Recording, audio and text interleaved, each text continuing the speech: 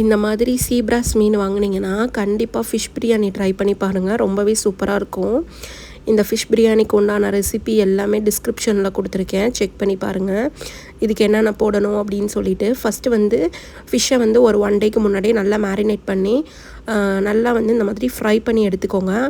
Fry பண்ணும் போது oil வந்து நிறையவே ஊற்றிக்கோங்க. ஏன்னா நம்ம அந்த ஆயிலை வச்சு தான் நம்ம ஃபுல் பிரியாணியோட ப்ராசஸ்மே நம்ம செய்ய போகிறோம்.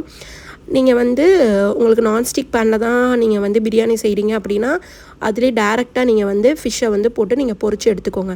நான் வந்து இன்றைக்கி ரைஸ் குக்கரில் பண்ணுறதுனால அந்த ஃபிஷ்ஷு பொரித்த பேன்லேயே நான் வெங்காயமும் பச்சை மிளகாவும் நல்லா வதக்கிட்டு அதுக்கப்புறம் நான் வந்து ரைஸ் குக்கரில் வந்து அதை நான் வந்து ட்ரான்ஸ்ஃபர் பண்ணிட்டேன். நீங்கள் நான்ஸ்டிக் பேனில் தான் பண்ணுறீங்க அப்படிங்கும் போது டேரெக்டாகவே நீங்கள் வந்து ஃபிஷ் அதில் பொரித்து நல்லா பண்ணிடலாம். ஃபஸ்ட்டு வந்து ஆனியன் நல்லா வந்து வெந்ததுக்கப்புறம் பிரியாணிக்கு வந்து நல்லா ஆனியன் வந்து நல்லாவே வேகணும். அதுக்கப்புறம் வந்து தக்காளி போட்டுட்டு இஞ்சி பூண்டு பேஸ்ட்டு மசாலா எல்லாமே போட்டுக்கோங்க. நான் என்னென்ன மசாலா அப்படிங்கிற அளவுகள் எல்லாமே நான் வந்து டிஸ்கிரிப்ஷனில் கொடுத்துருக்கேன், அதை நீங்கள் வந்து செக் பண்ணி பார்த்துக்கோங்க. ஃபிஷ் பிரியாணி சிக்கன் பிரியாணிக்கு வந்து கண்டிப்பாக லைட்டாக ஒரு மஞ்சத்தூள் போட்டால் தான் அந்த வந்து அந்த ஃபிஷ்ஷி ஸ்மெல் இல்லாமல் இருக்கும்.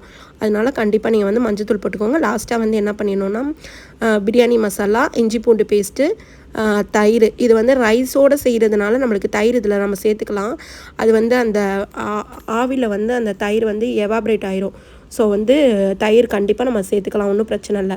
பிரியாணியில் தயிர் வந்து மஸ்ட்டு. ஃபிஷ் பிரியாணிங்கிறதுனால தயிர் போடக்கூடாது அப்படிங்கிறதுனால இல்லை, தயிர் போடலாம்.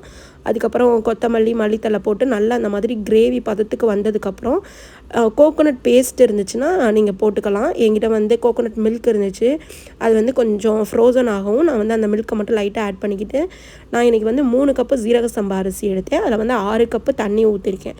தண்ணி ஊற்றிட்டு நம்ம அரிசி வந்து நல்லா தண்ணி கொதிச்ச உடனே நம்ம அரிசி போட்டுட்டு லெவல் ஆகணும். இந்த மாதிரி அரிசியும் தண்ணியும் இந்த மாதிரி லெவல் ஆன உடனே நம்ம அது மேலே வந்து பொரிச்சு வச்சுருக்க மீனை நல்லா வந்து ஃப்ரை பண்ண மீனை அந்த மாதிரி தம் பண்ணிவிட்டு மேலே ஃப்ரைட் ஆனியன், உங்கள்கிட்ட ஃப்ரைட் ஆனியன் இருந்தால் போட்டுக்கோங்க, இல்லாட்டி வந்து கொத்தமல்லி மட்டும் போட்டுட்டு தம் போட்டு எடுத்ததுக்கப்புறம் ஒரு 10 நிமிஷத்துக்கு அப்புறம் என்ன பண்ணிங்கன்னா மேலே உள்ள ரைஸை மட்டும் அப்படியே எடுத்து மீன் மேலே போட்டுக்கோங்க.